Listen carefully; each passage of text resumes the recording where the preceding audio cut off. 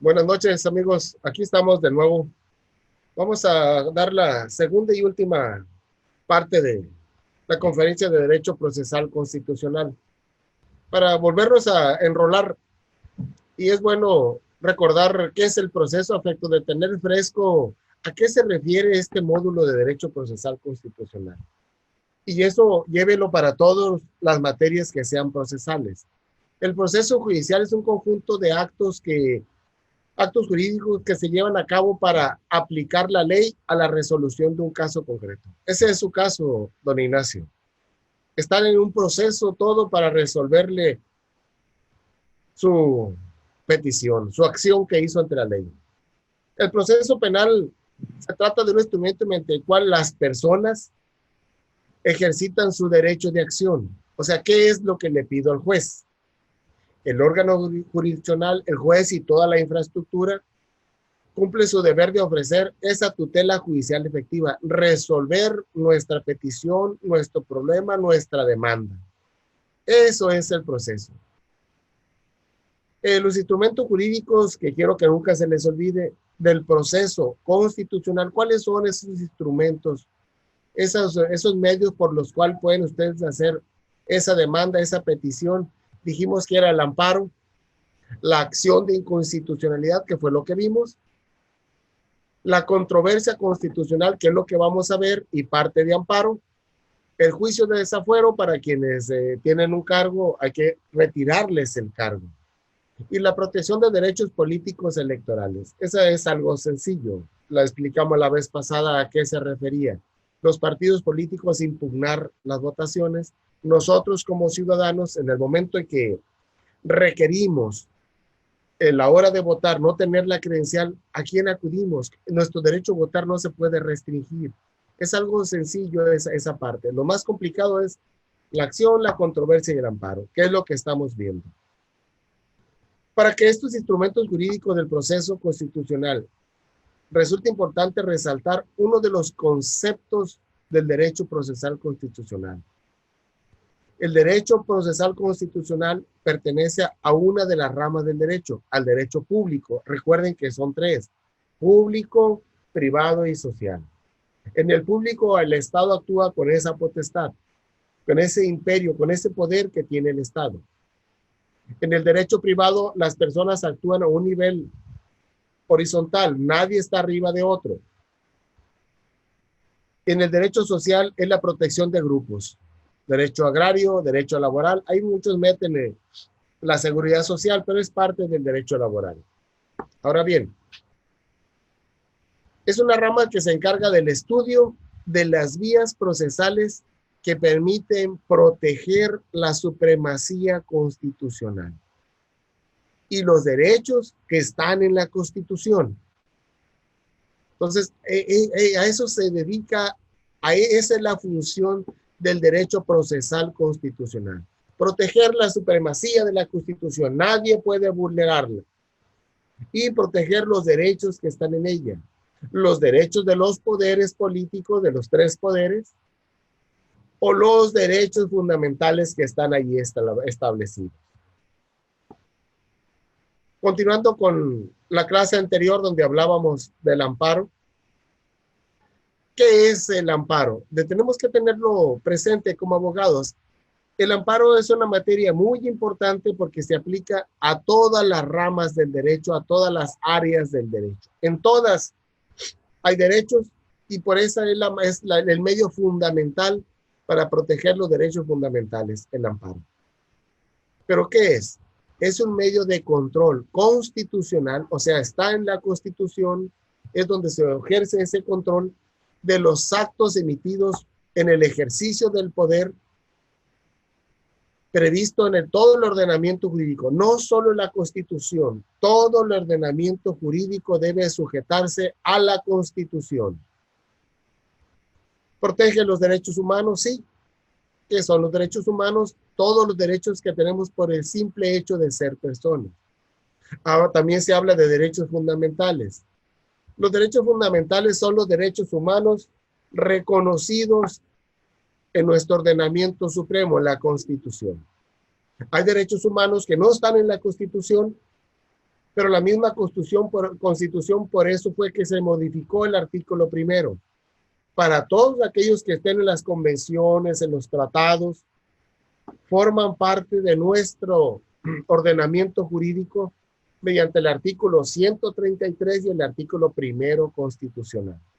Esa es la forma en que sacamos esos derechos humanos que no son derechos fundamentales porque no están reconocidos y son derechos humanos que deben de reconocerse, los incluimos a nuestro acervo cultural, a nuestro sistema jurídico mediante el artículo 133, que señala que todos los pactos que realiza el presidente de la República deben de ser ratificados por el Senado.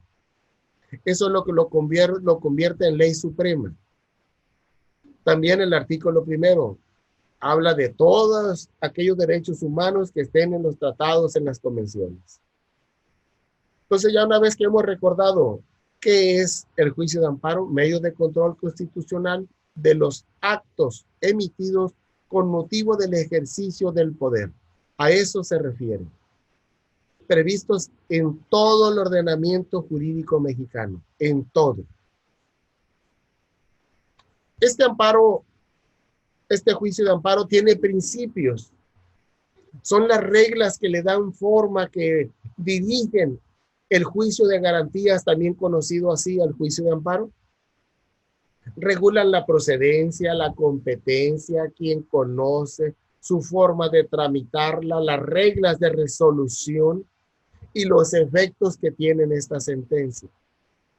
De ahí que es importante conocer estos principios para poder comprender el amparo. Estos principios se interrelacionan entre unos y otros. Y voy a darles un ejemplo. Una vez, cuando fui funcionario público, hicimos un cateo. En ese cateo íbamos como ministerios públicos. El imputado nos cita a nosotros como testigos. ¿Es dable? Sí, sí se puede. Las personas encargadas de defender esto estaban promoviendo un amparo para que nosotros no fuéramos testigos. O sea, espérate, ¿conoce los principios del amparo? Por eso es importante conocerlo. El amparo no es para proteger a la autoridad, el amparo es para proteger al gobernado. Yo fui como acto de autoridad, no fui como ciudadano común, como un gobernado. Entonces, esa es la importancia de conocernos. Lo bueno que varios sabíamos y le hicimos la observación al superior. No puede usted promover un amparo porque nos vamos a evidenciar. Vamos a demostrar que no sabemos derecho, que no sabemos de amparo y somos licenciados. Todo licenciado llevó amparo. Pero ¿cuáles son estos principios? Vamos a empezarlos despacito. Principio de parte o iniciativa de agraviado. Alguien tiene que promover el amparo. Ese es el primer principio. De parte o iniciativa de agraviado, así lo pueden buscar en internet. El segundo principio, de existencia de un agravio personal y directo. Personal y directo. Vamos a explicarlo más adelante. Principio de definitividad. ¿Qué es ese principio de definitividad?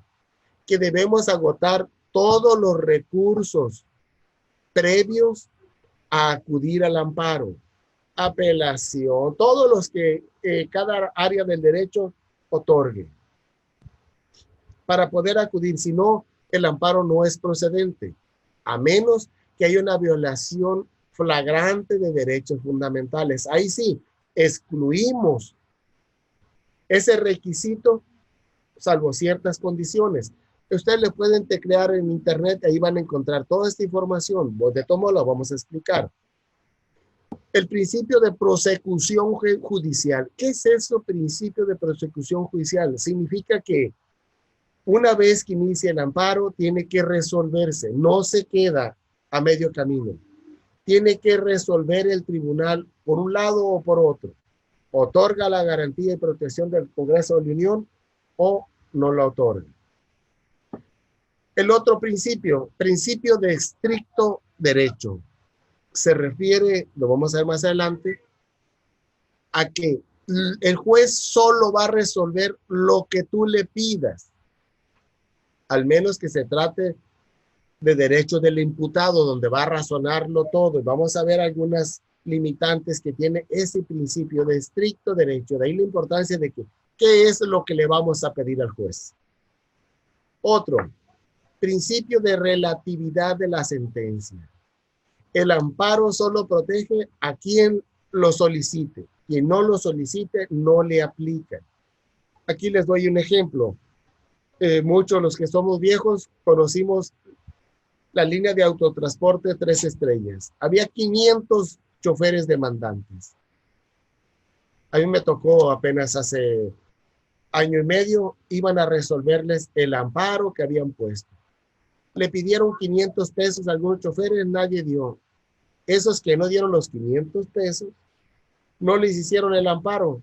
A esos no les dieron el casi 1,5 millones de pesos que le otorgó, en este caso, la autoridad demandada, más bien los dueños de 3 estrellas, a esos choferes.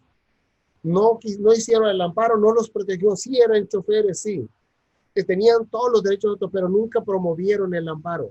A eso se refiere relatividad de la sentencia. Y el otro principio, el principio pro homine, pro persona, todo lo que más le beneficie. Vamos a explicarlo más aparte. El principio de parte o iniciativa de agraviado. Este tiene su fundamento en el artículo 107 de la Constitución, en la fracción primera. Y el artículo 5º y 6º de la Ley de Amparo. El artículo 6º señala, palabras más, palabras menos, que el amparo puede promoverse por una persona física o moral, a quien afecte la norma general o el acto reclamado. O sea, si no me afecta, no puedo promoverlo. A eso se refiere esa iniciativa de aparte. Parte agraviada. ¿Quién es esa parte agraviada que tanto hablamos y el amparo se usa? Es parte agraviada quien tiene esa calidad de gobernado, ojo, gobernado, resiente en su esfera jurídica, todo mi esfera de derecho, los efectos del acto de autoridad y acude a pedir la protección de la justicia. Solo el gobernado puede pedir el amparo. Ahora bien, el artículo 107 de la Constitución que dice, el juicio de amparo, en la fracción primera, el juicio de amparo se seguirá siempre a instancia de parte agraviada, alguien que le agravie. Si no tiene ese agravio, no puede proseguir. Entonces, alguien tiene que promoverlo, no se promueve por sí mismo. Este principio es la piedra angular, la parte principal del amparo. Alguien tiene que promoverlo. Si no se promueve, no hay nada. La existencia del agravio personal y directo. ¿A qué se refiere? Y tiene su fundamento, por eso a la hora de leer el artículo 107, ahí están estos principios. Para que el amparo prospere es necesario que el quejoso acredite que el acto reclamado viola los derechos que le reconoce la Constitución y con ello se afecta a la esfera. Agravio personal. Dice, se entiende la lesión que resiente el gobernado en su patrimonio, en su esfera de derechos y promoviendo ese mismo sujeto por sí mismo o por conducto de su representante, su apoderado, la demanda de amparo. Ese es el agravio personal. Agravio directo es la afectación que resiente una persona en su esfera de derechos directamente. Ejemplo, van a abrir una calle y está una casa de por medio. Esa casa, ¿qué lo hacen? Por interés común, por interés del municipio, indemnizan. Pero quien pone la demanda para exigir la indemnización es el hijo. El hijo es el titular del bien jurídico.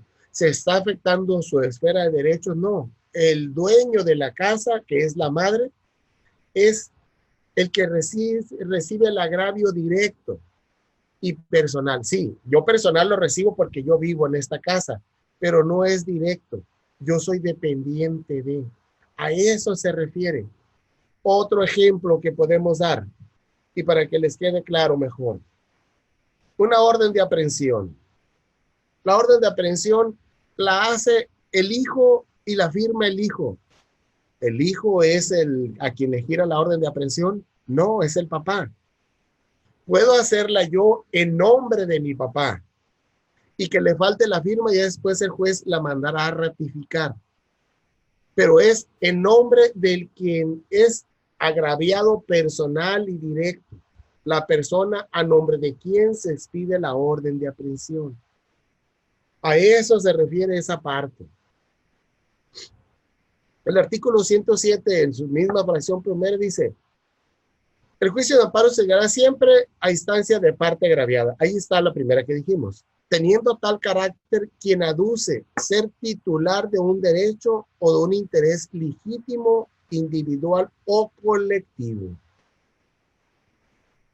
Siempre que alegue que el acto reclamado viola los derechos reconocidos en la Constitución y que con ello se afecte su esfera jurídica, ya sea de manera directa o en virtud de una especial situación frente al ordenamiento jurídico. A eso se refiere ese segundo principio del amparo. ¿A quién le afecta? ¿A quién? Se llama principio de agravio personal y directo. No viene como principio, pero ahí lo señala. Eso es lo que le da vida al amparo.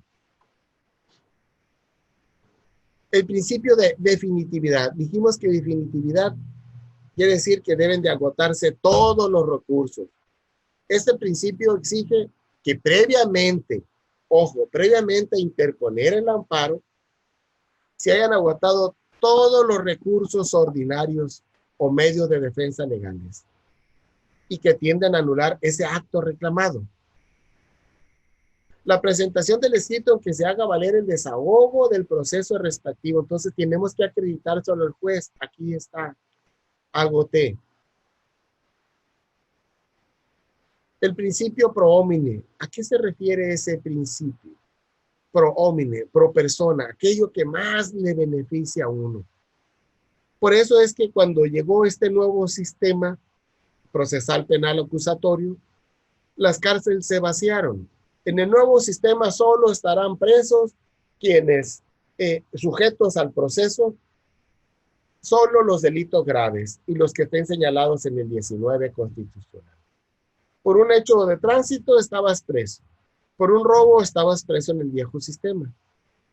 Conforme al 14 constitucional, todo aquello que te beneficie, lo puedes hacer. Entonces, la medida cautelar ya no es preso, simplemente paga una garantía y sal. El grillete, que no se llama grillete. No recuerdo cómo se llama, que les ponen, es un dispositivo electrónico que los anda siguiendo como si fuera un GPS. Entonces, eso es. El principio pro persona ordena que todas las normas en materia de derechos humanos serán interpretadas de acuerdo a la Constitución y los tratados internacionales. A eso se refiere. Y procura favorecer en todo momento a las personas. La aplicación más favorable, lo que más les beneficie. Entonces, ese es importante, ese principio sí es importante, sobre todo en materia penal. En materia mercantil, cuando los impuestos son muy elevados, es violatorio de derechos humanos. No es equitativo el impuesto que te quieren cobrar. A eso se trata. El de principio de prosecución judicial tiene su fundamento en el artículo 107 también. Todos los juicios de amparo se sustancien, se desarrollen respetando las diversas reglas que se encuentren inscritas en la Constitución. O sea, tiene que agotarse las reglas. El artículo 2 de la Ley de Amparo señala muy claro. Se tramitará en vía directa o indirecta. Se sustanciará y resolverá de acuerdo a las formas y procedimientos que establece la ley. O sea, no tiene otras salidas más que presentas al amparo, tiene que resolverse en la forma que marca la ley. Ese es el principio de prosecución judicial. El artículo 214 dice, no podrá archivarse ningún juicio de amparo sin que se haya cumplido la sentencia que concedió la protección o no exista materia para la ejecución. O sea, tiene que cumplirse la sentencia. Tiene que desarrollarse todo el juicio, no, si no, no se puede archivar. A eso se refiere el principio de prosecución judicial y que se los pido ahí en su material. El de estricto derecho. El mismo artículo 107 en su fracción segunda y el 79 señala, el juez debe sujetarse a lo planteado en la litis. La litis es en esa discusión que hay en juicio. Porque el quejoso, ¿qué presenta el quejoso? Eso voy a resolver. De ahí la importancia de que no se escape nada de lo que le quiero pedir el juez.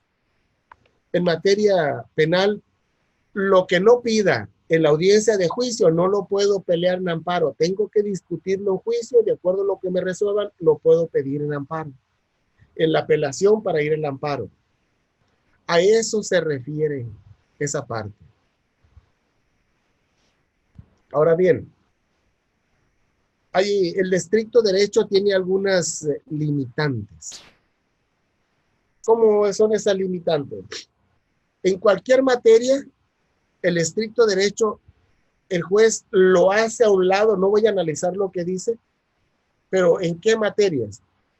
En cualquier materia cuando se trate de normas generales, que son inconstitucionales. Si no son inconstitucionales, no, pero si es inconstitucional, en cualquier materia tiene que reconocerlo. A favor de los menores o incapaces, o en aquellos casos que se afecte el orden o el desarrollo de la familia.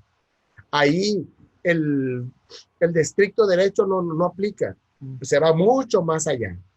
En materia penal, todo donde esté relacionado el inculpado o el sentenciado. Tiene que entrarle a conocer, aunque no lo haya pedido, está obligado a ir. Y también a favor del ofendido a la víctima.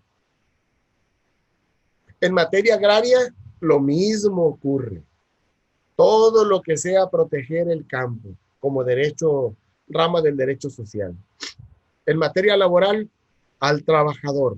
Tenemos que proteger al trabajador.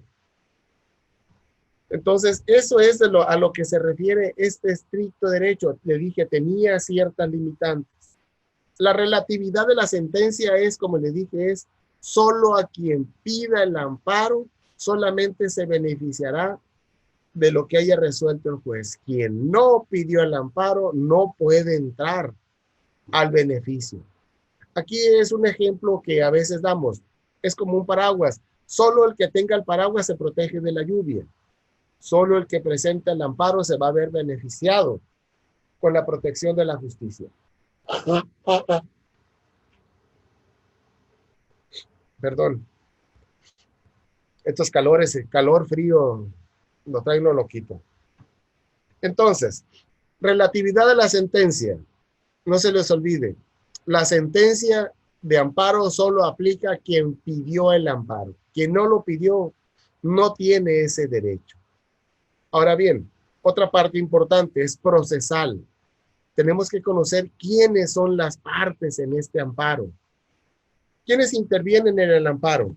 ¿Es un nuevo juicio o es un juicio diverso o es el mismo? Es un nuevo juicio. Cambian las partes. Aquí, el quejoso. ¿Quién es el quejoso? El que interpone la demanda de amparo. Ese es el nombre que tiene el amparo. Quejoso. La autoridad responsable. La autoridad responsable es la que emite el acto o la ley que le afecta al quejoso. Estamos en el segundo de los partes en el amparo. El otro es el tercero interesado. ¿Quién es el tercero interesado? Lo voy a explicar. Y el último, el Ministerio Público. Vamos a explicarlo en materia penal para que sea más sencillo. El quejoso se dicta una sentencia condenatoria. ¿Quién es el quejoso? El sentenciado. ¿Quién es la autoridad responsable? La autoridad, ¿qué es lo que le afecta Al sentenciado, pues lógicamente la resolución de la sentencia. ¿Quién es la autoridad responsable? El juez de control, el juez de juicio, dependiendo qué amparo haya puesto. Pero estamos hablando de una sentencia. El juez de juicio es la autoridad responsable. Vean, ¿quién es ahora la autoridad? En la otra, ¿quién era? Ministerio Público, imputado. Sacamos al Ministerio Público y entra un nuevo elemento aquí, el juez de juicio. Llevamos dos elementos, el sentenciado y el tribunal de juicio, el juez. El otro elemento, el interesado. El interesado, ¿quién es aquí? ¿Quién se vuelve interesado aquí? Se vuelve la víctima. La víctima se vuelve aquí interesado y el Ministerio Público. Al Ministerio Público para que subsista la resolución del juez, pero como tercero interesado. A la víctima, igual. Y el Ministerio Público Federal, ¿cómo interviene? El Ministerio Público Federal es la cuarta parte del juicio de amparo. Protege la constitucionalidad del acto, que no haya violaciones de derechos, que se haga conforme a lo que marca el debido proceso. Son las cuatro partes del amparo. Adelante, amigo. Disculpe, tengo una duda. Ahí me está diciendo que está hablando sobre el interesado. Pero por decir, cuando agarran bueno, ya como que entendí al hacer la pregunta. Cuando lo agarra, por decir, el ejército, una persona con armas, interesado viene siendo el ejército. No, aquí, acuérdate. Porque no hay afectado, entonces, ¿quién sería el interesado? ¿Te estás amparando contra qué? Contra, por decir, la sentencia de... bueno, la sentencia, ¿quién la dicta? El juez. El juez. Entonces, esa es la autoridad responsable. Es el interesado. No, el tercero interesado en este caso sería la víctima. ¿Quién es la víctima? Armas. Supongamos que lo agarraron con armas. Nada más armas, que lo agarraron con un... Es la sociedad. No hay tercero interesado. Pero supongamos un delito federal donde haya un tercero. Vámonos al fuero común. Homicidio. Sí. Homicidio. Tenemos ahí el muerto. El muerto ya no puede hacer nada. Es la víctima. Pero le subsisten víctimas. Hijo, padre, madre. Esos serían los que representan y quienes aparecen como víctima en el juzgado. Lo condenan al amigo. Tenemos el sentenciado, que es el quejoso, se ampara contra la resolución de la sentencia. La autoridad responsable, el juez de juicio oral. Los terceros interesados, ¿quiénes serían? Pues los familiares del muerto. Familia. La familia. Ellos. ¿Por qué? El quejoso es para que la sentencia se revoque. ¿La familia quiere que se revoque la sentencia y quede absuelto? No. Entonces, esos son los tres partes ahí. Y así para que quede más claro. ¿Sí se entendió? No, sí. Que no quede. Sí, de eso sí le entendí, las que me confundí con, o sea, me quedo con la duda de eso de las armas y todo eso, porque pues ahí no hay. Es la sociedad. En las armas, la víctima es la sociedad. Ok. En las drogas igual, un delito contra la sociedad. No hay un tercero interesado. Ok.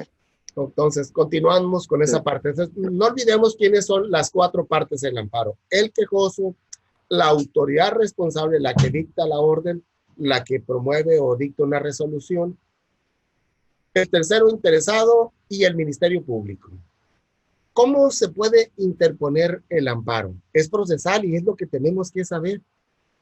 No se puede interponer por escrito, por medios electrónicos, por comparecencia, de manera personal. Vengo y aquí me toman mis datos y se hace. O bien telegráfica. Esas son las cuatro formas en que se puede interponer el amparo. Escrito, electrónico, personal, que es comparecencia, y de manera telegráfica.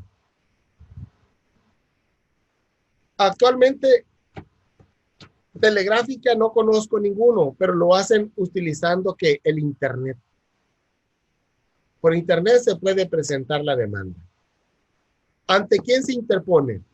Dijimos que el amparo es materia federal, se interpone ante un juez de distrito, un tribunal unitario de circuito en amparos indirectos y contra un tribunal colegiado cuando se trate de sentencias o resoluciones que pongan fin al juicio. Es ante quién se interpone: amparo indirecto, juzgado de distrito o tribunal unitario. Sentencias o resoluciones que pongan fin, que lo hablamos la vez pasada, un tribunal colegiado de circuito. Son esos detallitos, por eso el amparo es muy técnico y de tiempos cerrados. Se te pasó el tiempo y ya no lo puedes presentar. Ahora bien, el amparo tiene requisitos de fondo que si no lo llevas te la regresan para que lo corrijas. El artículo 108 te señala muy bien cuáles son esos requisitos. ¿Cuáles son esos requisitos que debe tener el amparo? Entre ellos, ¿cuáles pueden ser? Una, nombre del quejoso, nombre de la autoridad responsable, el hecho que te está vulnerando, los preceptos constitucionales que tú consideras que te vulneran. Entonces, eso es lo que tiene que hacer. Los conceptos de violación. Si no le citas tú tu nombre y domicilio, si no citas tu nombre, el nombre y domicilio de la autoridad responsable, si no citas el nombre del tercero responsable, del tercero, ¿cómo dijimos? Tercero interesado, y su domicilio, te la regresan para que tú lo corrijas. A eso se refieren los hechos. Ahora sí, los preceptos que conforme al artículo 1 de la Constitución se te están vulnerando. Hay que señalar qué artículo es, 14, 14, 16. Y los conceptos de violación. ¿Qué son los conceptos de violación? Lo que tú crees que te está vulnerando. Y es muy importante esa parte, nunca lo olviden.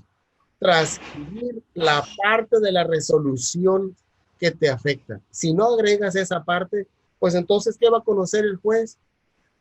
¿Dónde queda el estricto derecho para conocer? De ahí que tienen que darle ustedes esos elementos.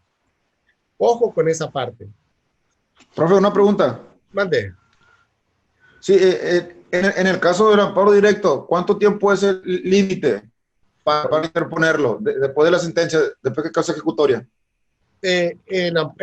Tratándose de materia penal, en materia penal tienes 8 años después de la sentencia. 8 años. Okay. Pero una sentencia penal. Sí, una sentencia. Tratándose de materia agraria, tienes 7 años. 7 años. Tratándose de un acto de autoridad que te gira una orden de aprehensión, tienes 15 días para hacerlo. Tratándose de una ley que la acaban de promulgar, la del ISSSTE, sí. Tengo 30 días para atacarla. Y en cualquier momento puedes presentar cuando lo detiene la autoridad, cuando hay una violación flagrante a tus derechos, cualquier momento, de acuerdo a los que señala el artículo 22 constitucional. Ok, muy bien, muchas gracias. Entonces, buzo con esa parte. Si se nos pasan los 15 días, se acabó. Si se nos pasan los 30 días, se acabó. Muchas veces los sentenciados, ya llevo 20 días, espérate, tienes 8 años después de que se te dictó la sentencia. 8 años. Muy bien. Para hacerlo. Pero, por ejemplo, vamos a apelar un auto de vinculación a proceso. Es un auto, no es una sentencia que pone fin. Es en la audiencia inicial te vinculan. Ahí tienes 15 días para irte al amparo. Si te fueron los 15 días, se acabó. Hay que tener cuidado bien con esos tiempos. ¿Para qué? Para con llevar... los tiempos ahí. Sí, los tiempos, es muy preciso en este caso el amparo. Si te brincas esos tiempos, se acabó. Ahora bien, otro error que se comete. En amparo siempre debe de irse acompañado del número de copias de acuerdo a los terceros interesados que tengan el Ministerio Público y para el cuadernillo de la suspensión condicional del procedimiento. Entonces, son 2 para el juzgado y 1 para cada tercero interesado y el Ministerio Público. Vale más que sobren copias, sino que te llamen y te den 24 horas por unas copias. Pero, por ejemplo, si yo tramito el amparo desde prisión, yo puedo poner un artículo ahí que me apoyen por ese lado, ¿no? Es que tienes que poner, cuando yo les dije a ustedes los conceptos de violación o los preceptos que se te vulneran, hay citas, el artículo 16, ¿qué significa? El 14, ¿cuál se te vulnera? Un cambio de tu cárcel a otro lugar, se viola el 18 de la Constitución. Pero porque al caso de las copias, imagino que ahí yo puedo decir que estoy en el lugar que estoy para que me apoyen por ese lado. Te aperciben. Okay. Alguien en tu nombre está ahí. Si lo presentas de manera electrónica, no tienes que presentar copias. Ellos están obligados a imprimir las copias que sean necesarias. Muy bien. Ok. A eso se refiere. Hay un apercibimiento. No se desecha. Te doy 24 horas para que las corrija. Te doy 48 horas. Y esas 48 horas empiezan a correr a partir que te notifico. Si mientras tú no firmes aquí, no hay. 18 horas, ¿cuánto me anda dando? 24 horas. Ok, hasta mañana a las 6, a la hora que te haya notificado, se vence el término. Hasta que llegue el actuario y le firmo que he recibido. Sí. O que no lo quisiste recibir, pero él se presentó en el lugar donde estabas a partir de esa fecha. Ok, muy bien, muy bien. Bueno, esta es una materia que ya debieron haberla llevado ustedes en forma independiente. Esto tiene mucho más detallitos finos que deben conocerlo, pero aquí la materia de proceso, eso es lo que tienen ustedes conocer. Tiempos, ante quién se interpone, cómo se interpone, quiénes son las partes, cuáles son los requisitos que debe de llevar. Eso es lo que en materia procesal, de cada una de las ramas tienen que conocer, aparte del concepto y generalidades y principios que debe de tener. Entonces, eso es lo que quiero que hasta hoy conozcamos de ese amparo, que ustedes no se conformen con esto. Esto es un sistema autodidacta. Ustedes tienen que leerle, buscarle por ahí. Ahora vamos a hablar de la controversia. La vez pasada hablamos de la acción de inconstitucionalidad. Ahora vamos a hablar de la controversia. La acción de inconstitucionalidad, para que no se les olvide, es para que esos minorías de los congresos puedan defenderse. La Procuraduría, la Fiscalía General pueda interponer. La Comisión Nacional de Derechos Humanos también pueda participar cuando existe o cree que hay una violación. Las controversias constitucionales son contra actos de los órganos de poder, de los 13 órganos de poder, judicial, ejecutivo y legislativo, que alguno invada competencias. La mayoría de las invasiones de competencias de cada uno de ellos es cuando la federación invade competencias de los municipios. Cambio de horario. A ver, ¿qué? ¿Por qué me invades? ¿Esa competencia es una facultad tuya o de qué poder es? Eso es lo que quiero que vayamos entendiendo. ¿Qué es la controversia constitucional? La controversia constitucional, al igual que la acción de inconstitucionalidad, se promueve ante la Suprema Corte de Justicia de la Nación. Ella es la que resuelve esas dos.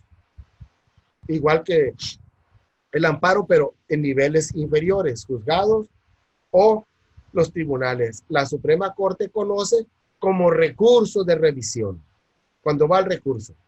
Entonces, resuelve los conflictos que surjan entre los poderes federales, los poderes de los órganos de estados o de la Ciudad de México. Eso es lo que hay.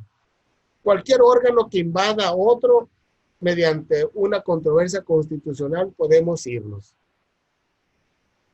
Es el ejemplo de Jalisco, ahora que meten los delegados para controlar todos los fondos federales.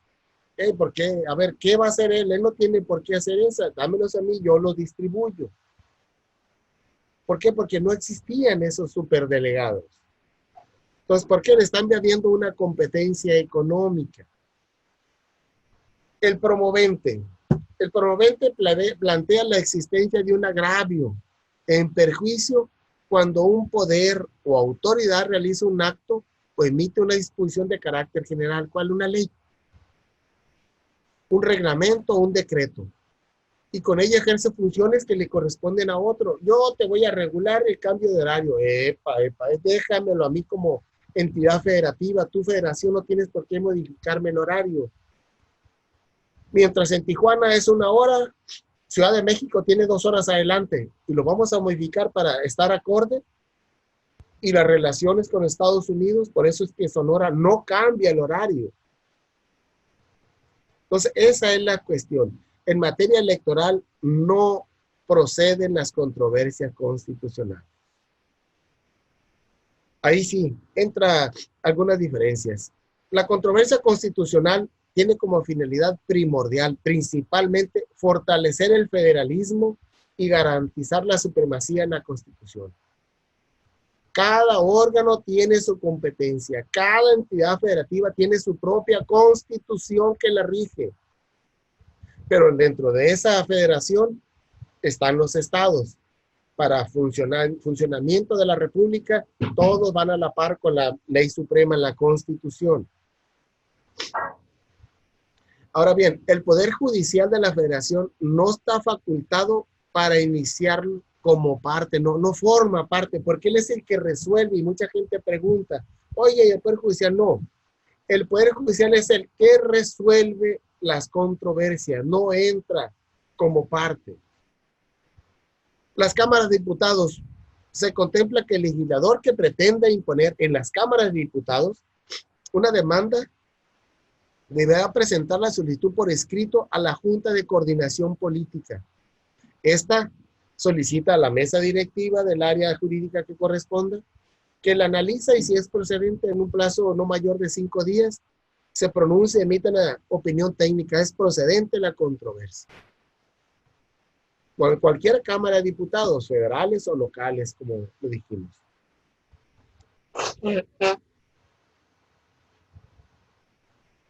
Bien. En caso de ser procedente, en las cámaras de diputados la somete a la votación del pleno. ¿Están de acuerdo o no están de acuerdo? Ese es cómo se hace en las legislaturas. Asimismo, el presidente de cada mesa, solo el presidente de la mesa directiva, podrá por él mismo presentar la demanda. Vean la diferencia. Si es un diputado, tiene que presentarla a la Junta de Coordinación Política y la mesa técnica, la mesa tiene que emitir un dictamen técnico. Es procedente, se somete a votación del pleno. Pero si la hace suya el presidente de la mesa directiva, se presenta de manera indirecta al pleno. No hay toda esa pérdida de tiempo ahí. Ahora bien, una controversia constitucional es un proceso jurisdiccional. ¿Quién lo resuelve? Dijimos, es la Corte. Como única instancia, no hay más. ¿Qué dirime? Dirime conflictos de constitucionalidad. Tú no puedes regirme a mí porque estás yéndote más allá de la Constitución. Yo tengo mis funciones. A eso se refiere. Por ejemplo, la ley de salarios que quería imponer Andrés Manuel López Obrador.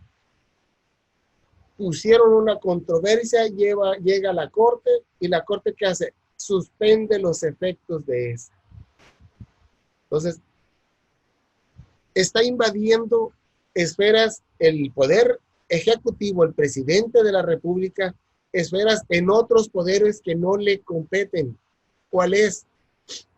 En este caso, el poder legislativo, porque ellos no se quieren bajar los sueldos estratosféricos que tienen.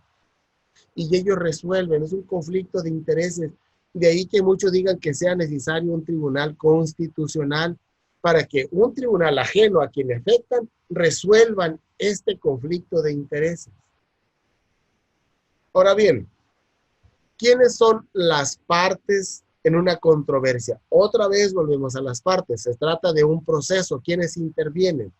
Aquí, ¿quién es? Como actor, la entidad, poder u órgano que la promueve, que la entiéndase como entidad, el Estado, cualquiera de los 30 y tantos estados que existen, la entidad federativa. Poder legislativo, judicial o ejecutivo, quien invada competencias.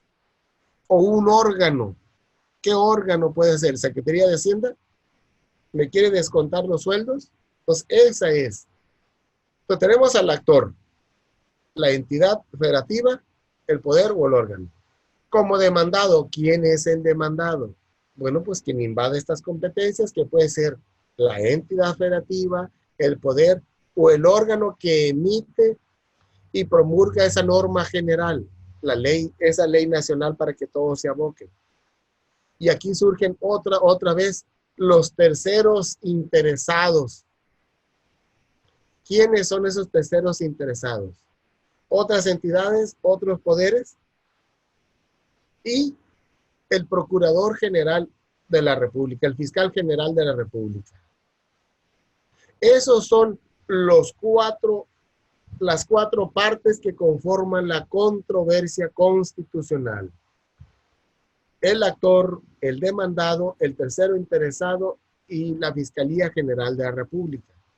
Actor, tercero interesado y el demandado son cualquiera de las entidades, cualquiera de los poderes de la federación o el órgano que invade competencia.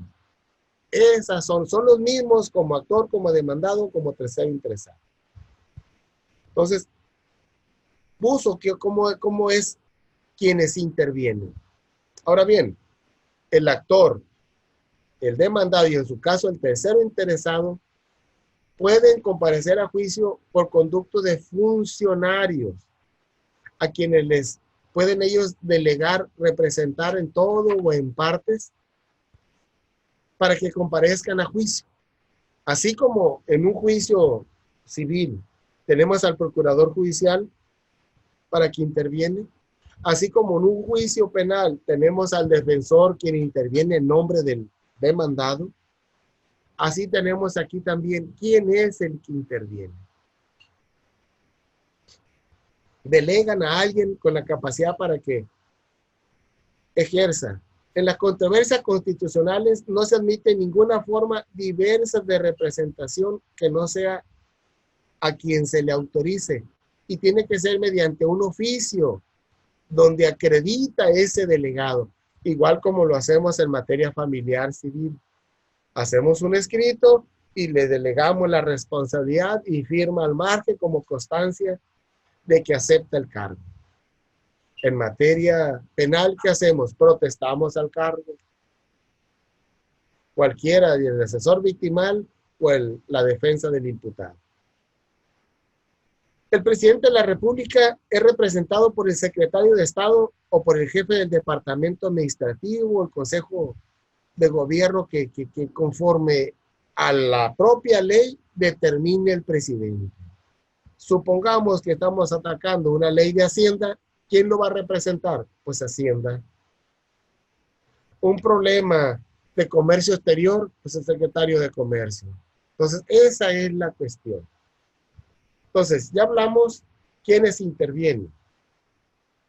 Ya hablamos quién resuelve. Hablemos de la demanda. ¿En qué plazo se presenta esa demanda? Ya vimos quiénes son. La controversia constitucional se debe presentar dentro de los 30 días contados a partir del día siguiente que conforme a la ley del mismo acto surte sus efectos. Hoy se publica y empieza a surtir efectos a partir del día siguiente. A partir de ahí tiene 30 días para inconformarnos nosotros. 30 días. Entonces, hay que tener cuidado con los términos. En amparo igual, son 15 días contra un acto de autoridad, 30 días contra una ley, 8 años contra la sentencia acusatoria y 7 años en materia agraria en amparo. Entonces, esas fechas tenemos que tenerlas bien a tiempo, si no nos prescribe el término, se acabó, ya no podemos hacer nada. Bien. Tratándose de normas generales, seguimos teniendo actos y normas 30 días. Esto lo vamos a encontrar en el artículo 21 de la ley del artículo 105 constitucional. Ahí viene todo esto que le estoy platicando aquí con usted. De ahí lo saco, de ahí de dónde le doy a ustedes los elementos. No hay nada inventado, todo está en la ley. Ahí está.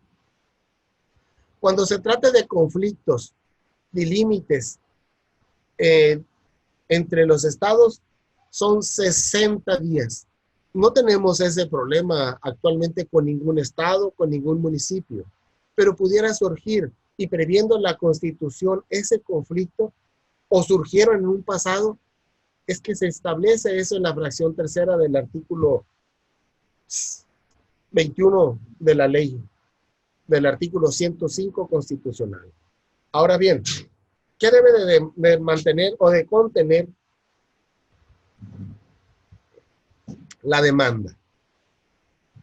¿Qué es lo que tiene que contener esa demanda? 1. La entidad, poder u órgano y su domicilio, el actor. Domicilio y nombre del cargo funcionario que lo representa. 2. Igual, del demandado, la entidad, el poder, el órgano y su domicilio. ¿A quién demandamos ahí? Tenemos que tener esa parte bien presente. Demando al estado de Sinaloa porque está invadiendo a Sonora territorios de los límites. ¿Cuántos días tenemos? 60 días. Por esa invasión de competencias territoriales. Entonces, esa es la parte. ¿Qué más debe de tener? Domicilio del actor, domicilio del demandado. Y igual, dijimos que había tercero interesado, pues los domicilios de esos terceros interesados, ¿dónde le vamos a notificar? Si te fijas, no es difícil, es cuestión de un enlace lógico, natural, nada más. Son los mismos, actor, demandado, tercero interesado. ¿Quiénes son esos? Las entidades federativas, el poder o el órgano que emite. Entonces, si lo vamos viendo así, se nos hace más fácil. Ahora bien, lo siguiente que lleva la demanda, la norma general o el acto que estamos solicitando se invalide. Eso es lo que queremos, ¿qué le estamos pidiendo? Que esa norma quede sin efecto. Entonces, hay que citar. Y los preceptos constitucionales que se estimen violados, ¿qué derechos se me vulneran a mí? Esta norma me vulnera estos derechos. ¿Me vas a reducir mi salario cuando es un derecho adquirido que tengo de 5, 10, 15, 20 años? Y lo siguiente que debe de tener, los hechos. ¿Cómo constan esos hechos? A ver, en tal fecha teníamos este límite y acreditarlo. Actualmente Sinaloa se corrió 1 kilómetro más adelante. Pues son tierras agrícolas que puede quitar, son tierras ganaderas que puede quitar, es un río que puede quitar y el agua le da otro destino, que no es para aquel estado, es para esto. Esa es la cuestión. Los hechos. Siempre tenemos que narrar hechos. ¿Qué consisten? Y los conceptos de invalidez. ¿Por qué considero que es inválida? Aquí dice la ley, aquí marca, y por eso creo que es inválida. Es inválida porque tengo un derecho adquirido de que he ganado este dinero tanto tiempo, ¿por qué me lo van a rebajar? Entonces, esos son los 7 elementos que debe llevar. ¿Cuáles son esos 7 elementos? El domicilio del actor, el domicilio del demandado, el domicilio del tercero interesado, la norma general que estamos atacando, que me está afectando, los preceptos constitucionales que me estiman violados, los hechos y los conceptos de invalidez. El concepto de invalidez es ese estudio que hacemos de lo que dice la ley, de lo que se publicó y cuál es la realidad, cómo chocan esto. Esos son los 7 elementos que tiene y debe tener la demanda. Lógicamente tiene otros que no vienen aquí, pero se entienden. ¿Quiénes firman? ¿A quién se dirige? Suprema Corte de Justicia de la Nación. Entonces, pero de fondo, igual que el amparo, tiene esto. Ahora bien, el escrito de contestación. ¿Qué debe de tener ese escrito de contestación? Cuando menos, una relación precisa de cada uno de los hechos que estamos imputándole, que estamos reclamando. La contestación de hecho 1, esto, hecho 2, igual que en materia civil. Y las razones y fundamentos jurídicos que se estiman que no se está violando ninguna norma. Nuestra norma es válida, sostenemos la validez de la norma. Esos son los dos elementos que debe llevar la contestación, no es mucho. Entonces, si se fijan, es cuestión de irle analizando nada más. Esto es muy común en las cámaras de diputados, de senadores, quienes trabajan en la federación o en los estados. Ellos son los que pueden y presentan. Nosotros, vulgo normal, nomás las analizamos y las resolvemos. Entonces, ustedes pueden meter la controversia constitucionales más importantes en México y ahí les van a salir. Acciones de inconstitucionalidad más importantes y ahí le van a salir. Ahora bien, estas controversias, ¿contra qué es improcedente? ¿Contra qué no son procedentes? ¿Contra qué no es válida su presentación? Contra decisiones de la Suprema Corte, pues ¿qué ella va a resolver? No podemos atacar su resolución, o sea, quien va a resolver va a ser juez y parte, esa es la razón. Las resoluciones de la Corte no es la vía. Contra normas generales en materia electoral, ya dijimos, tampoco es procedente. Contra normas generales que sea en materia de una controversia que esté pendiente de resolverse. Si hay una controversia de resolverse, ¿para qué voy a presentar otra? No es procedente hasta que no se resuelva. Hay litispendencia. Cuando hayan cesado los efectos, ¿saben? Estoy demandando la invasión de mi territorio por parte de Sinaloa, pero Sinaloa ya se retiró, hubo una confusión. Pues, ¿qué vamos a pelear? Ya no hay materia, no hay controversia. Ya le regresé la parte que le estaba invadiendo a Sonora. Eso es como, en esos casos no prospera. Y cuando la demanda se presenta fuera de los plazos, no es procedente. Pues, si ya está fuera de los plazos, ya hace mucho que lo publicamos, ya pasaron más de 60 días, pasaron más de 30 días, no hay nada que hacer ahí. Entonces, eso es lo que tenemos a veces que hacerle ahí. ¿Y qué es el sobreseimiento? También la controversia constitucional, como el amparo, tiene sobreseimiento. Y a veces no entendemos, se sobreseyó el amparo, se sobreseyó la controversia. Es un acto procesal que pone fin al juicio, pero sin resolver el fondo del asunto. Se le sobreseyó porque fue presentado fuera de tiempo. No conoce el fondo del asunto, no sabemos de qué se trató. Simplemente fue desechada porque fue interpuesta fuera de tiempo. Entonces, esa es la cuestión. Bueno, la siguiente puede ser, ¿cuál puede ser? Cuando yo me desisto, si yo me desisto, ¿qué voy a hacer? Pues ya no tengo interés jurídico, ¿para qué vamos a darle trámite? Esa es cuando se sobresee, sin entrar al fondo, se desistió, que se vaya bien. Aparece claramente también cuando el hecho que está reclamando no existe. No existe, no le invadieron nada, aquí está, hubo un error.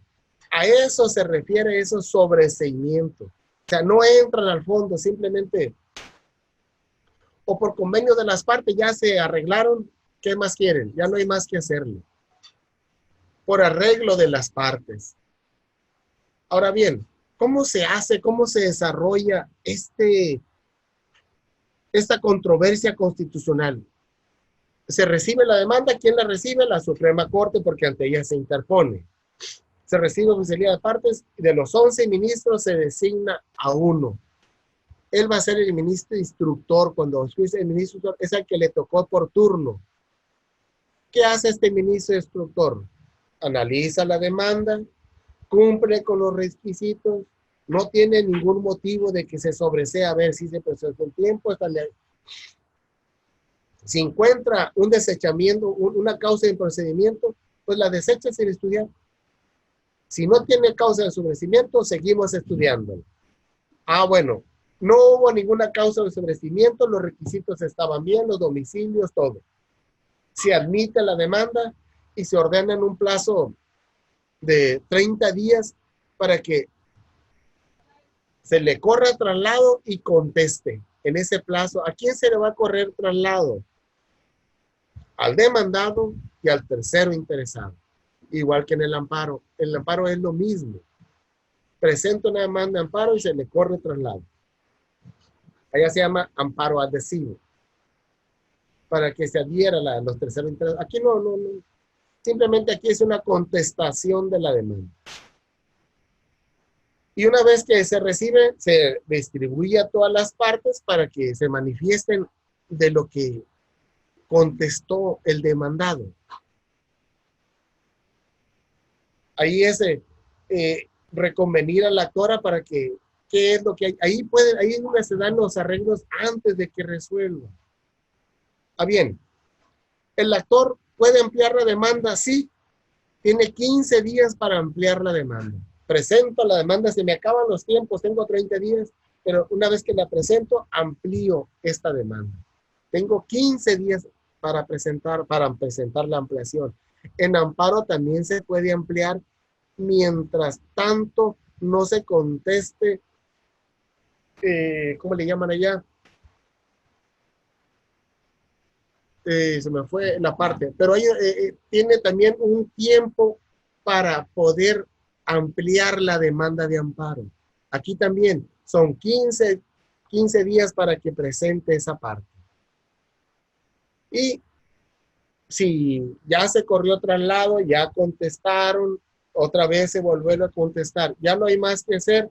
Ahora sí, el ministro instructor los apercibe para que en un término de 5 días, en caso que subsanen, encuentren irregularidades, les subsanen. Hey, es como, por ejemplo, nosotros en amparo, ¿no presentaste copias? Te aperciben para que presente las copias. No presentaste domicilio del tercero interesado ni la autoridad responsable para que presentes el domicilio. Lo mismo ocurre aquí. Una vez que transcurrieron esos días, los 30 días para que la presenten, los 30 días que corren, los 5 días para subsanar. Ahora sí, ¿qué es lo que hace el ministro instructor?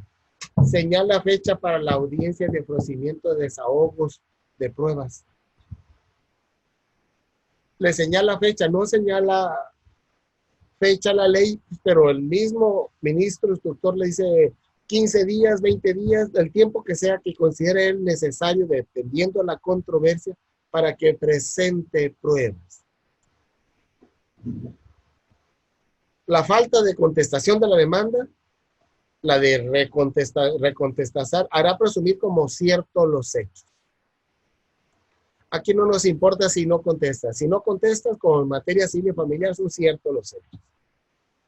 Y pueden ofrecer cualquier tipo de pruebas, excepto las deposiciones. ¿Cuáles son las deposiciones? Que diga fulanito si es cierto. Llevar un testigo a que conteste un pliego de preguntas. No, ahí no. Esas no entran ahí. Se desechan. Ahora bien, esas pruebas deberán ofrecerse y rendirse en la audiencia. En lo que cuando sea la audiencia, ahí tiene que venir, presentarse, ofrecerse y desahogarse estas pruebas. Sin perjuicio de que se haga una relación de ellas en la propia audiencia, tengo estas, no, ahí mismo. La prueba testimonial, la pericial, la inspección, esas se anuncian 10 días antes de la fecha de la audiencia. Aquí están, señor juez, estas pruebas. Sin contar la audiencia, esta tiene que presentarle esa parte. Ahora bien, cuando se promueve una prueba pericial, invasión de territorio, el ministro de instructor designa a un perito para que la haga. ¿Quién le va a decir al juez si hubo invasión de territorio de un estado a otro? Pues el perito que él designe. Claro, las contrapartes también van a presentar peritos. Y ahí sale el tercero en discordia. Si no están de acuerdo con mis peritos, con el peritaje que solicitó la corte, el otro presente y el otro también. Hay 3. Y de esos 3 tienen que emitirse 2 en un mismo sentido. ¿Por qué? La corte presenta uno. Pero el demandado presenta otro y son encontrados. ¿Quién va a presentar otro? El actor. Y ahí se va a resolver eso. Entonces, eso es lo que tiene que hacerse para esto.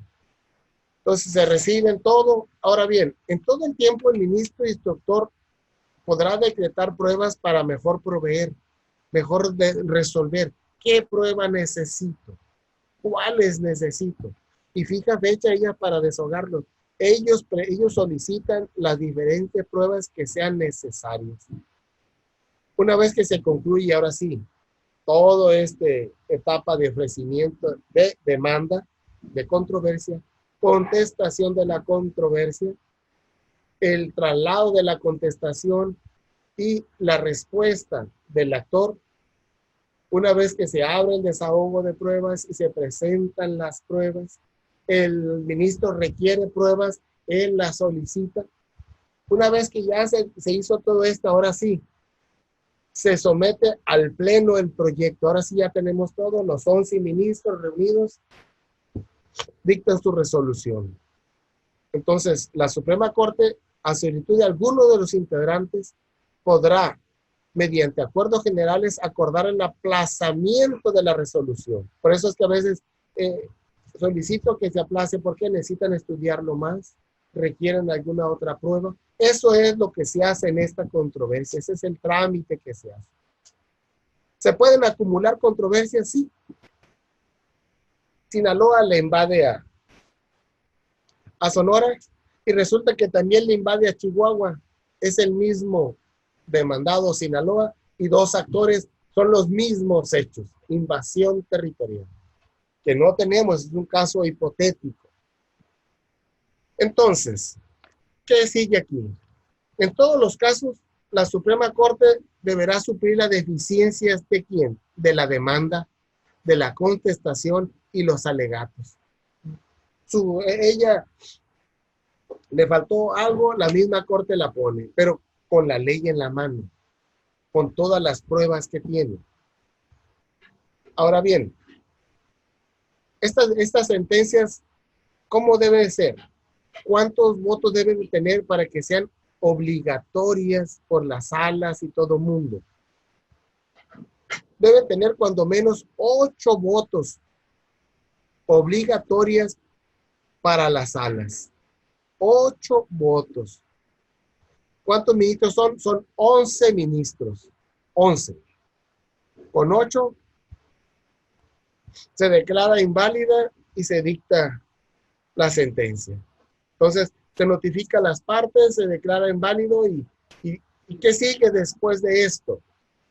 Sigue, ahora sí, el que se dé cumplimiento a la sentencia. Si Sinaloa recorrió su frontera más al norte, pues que se regrese más al sur, que regrese lo que había invadido. Si la ley es inconstitucional, que esa ley quede inválida, ya no se va a aplicar. Ejemplo claro, la ley de seguridad interior, ¿dónde quedó? En el olvido, porque era violatoria de derechos, se contraponía contra la Constitución. Eso es lo que quiero que vayamos entendiendo esto. ¿Qué se protege? La Constitución. La Constitución señala cuáles son los límites y cómo resolverse.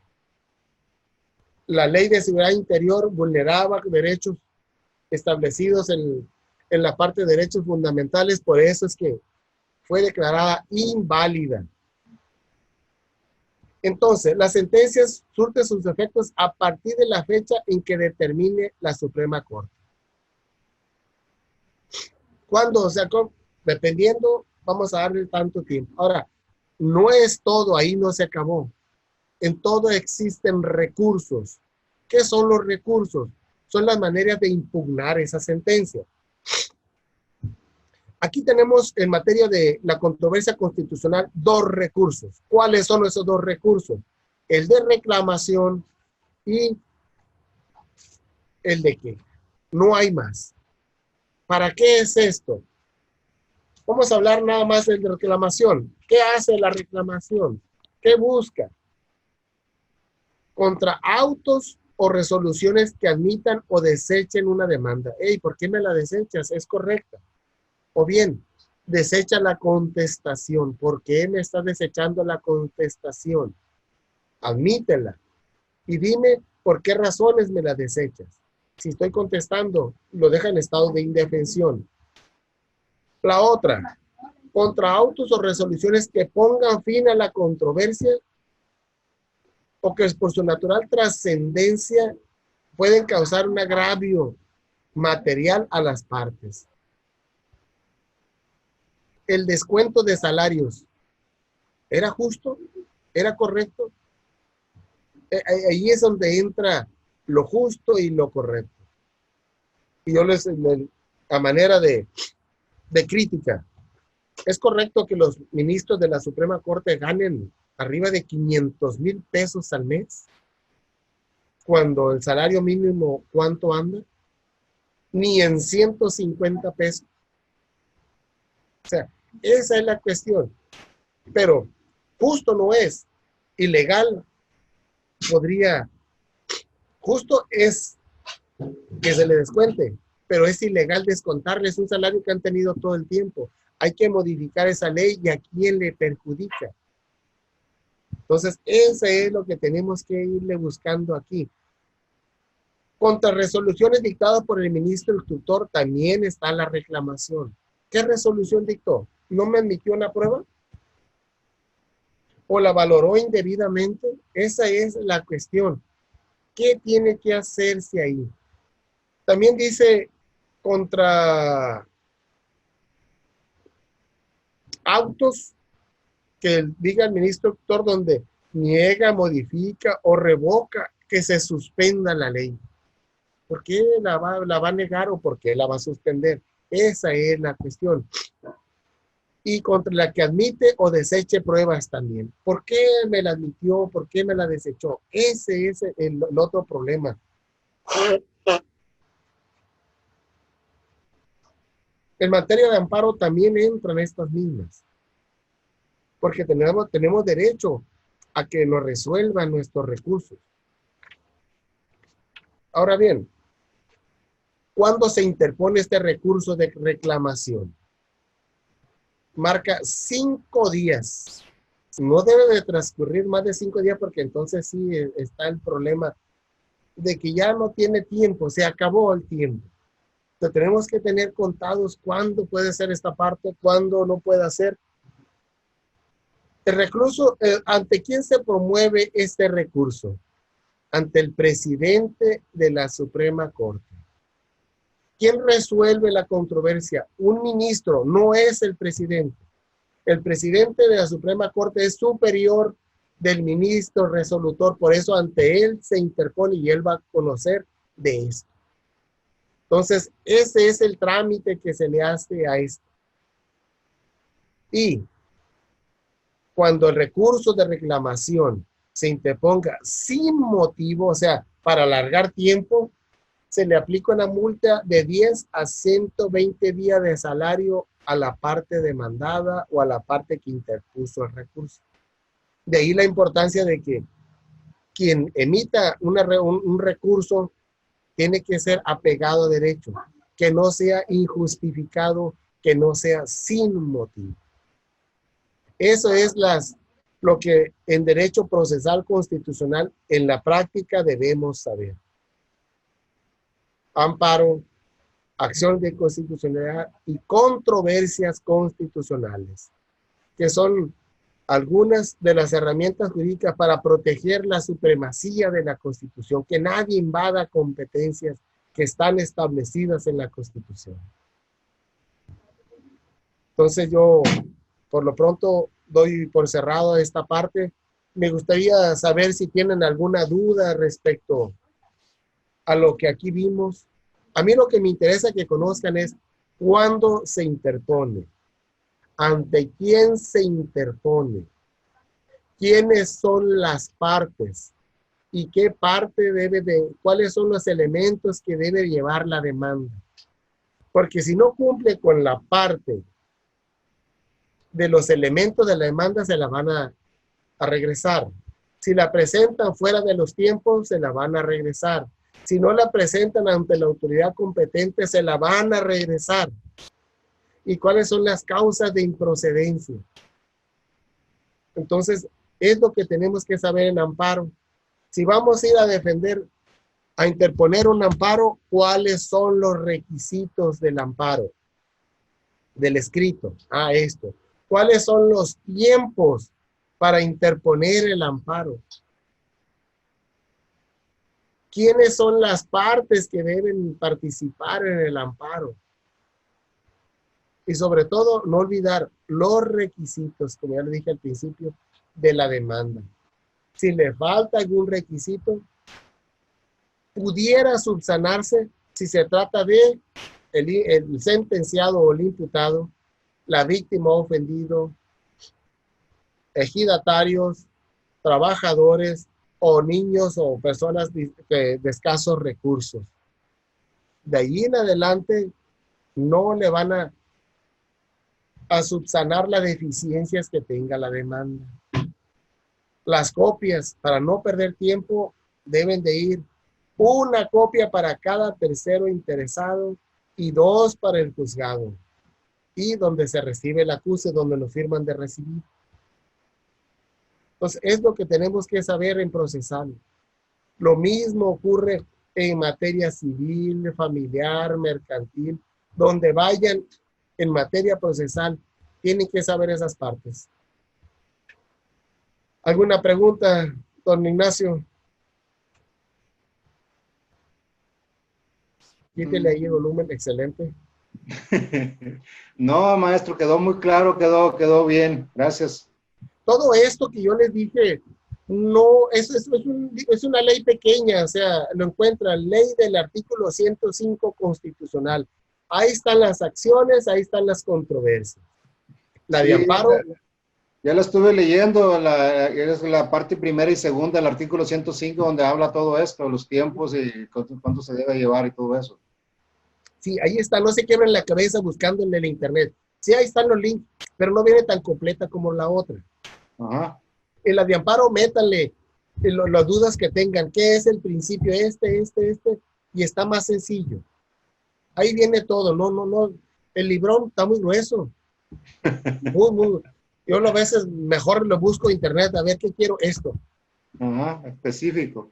Sí, y sobre todo en amparo, si van a comprar una ley de amparo, cómprenla comentada. Les dice ahí, incluso ya vienen algunas con jurisprudencia. Es esta ley y se llama Ley de Amparo Comentada. Alberto del Castillo del Valle, Chávez también tiene una suya, y ahí le va señalando paso por paso. Está muy gruesa, letra muy chiquita, pero viene bien definida qué hacer, qué no hacer. Y sobre todo otra cosa, mañana pasado que ya se titulen, hay una de formularios de demanda. ¿Cómo se hace? No hay nada inventado en el derecho. Ahí ya está todo. Pero nomás hay que saber amoldarla a cada caso específico para sus fines. Porque espero que le den uso a esto que estamos viendo aquí. Algo les va a servir. Usted claro que lleva su asunto ahí de corrección de acta, pues hay que acelerarlo a ver en qué consiste el proceso judicial de mi corrección. En su caso fue una jurisdicción voluntaria porque no hubo tercero que se opusiera. Una jurisbol le llama, es una jurisdicción voluntaria. Entonces ahí métase de dónde sale esa jurisdicción voluntaria, a ver, en internet, que no nos sirva lo que aquí vemos, que valga la pena para que estudiamos. Claro que sí. ¿Alguna otra pregunta? Yo por el momento no. Algo pasó aquí que se me perdieron de la vista, ya volvieron. ¿Alguien más que tenga una pregunta? No, pues todo está claro, todo está muy bien. Muchas gracias por la videoconferencia. Todo bien explicado, profe, gracias. Ok.